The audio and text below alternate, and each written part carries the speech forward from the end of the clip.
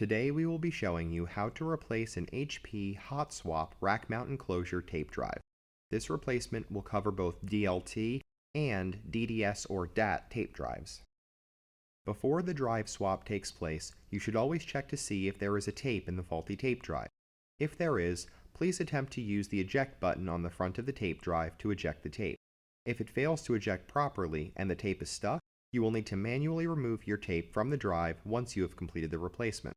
Depending on what drive type you have, please see our videos about removing stuck tape from a DLT tape drive or from a DDS and DAT tape drive if you have any questions on how this process works. Once you have verified that the drive is clear of any tapes, it will be time to replace your tape drive. These drives are hot swap, which means the enclosure does not need to be powered down for the replacement to occur. It will now be time to power off your tape drive. Hit the power button on the drive. To remove the drive from the enclosure, you will need to locate the bottom tab on the left side that holds the drive in place in the enclosure. Push down slightly on the right side of the tab and then pull forward. The tab will come unhooked and you can pull the drive towards you and it will release from the enclosure and you can remove it completely. Now it is time to install the replacement drive.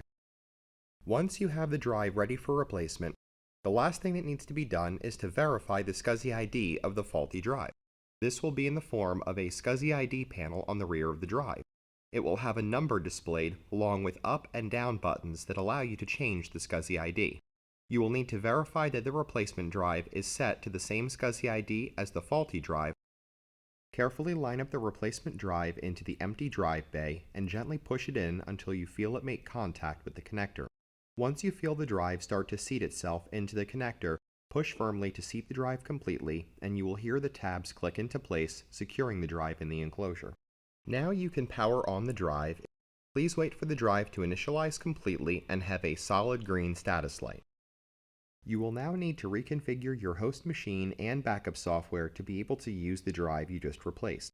We will not be covering reconfiguration of host machine or backup software in this video. Any questions should be directed to your host machine and backup software support or manufacturer. Thanks for watching. This has been another video by the Top 10 USA Video Production Team.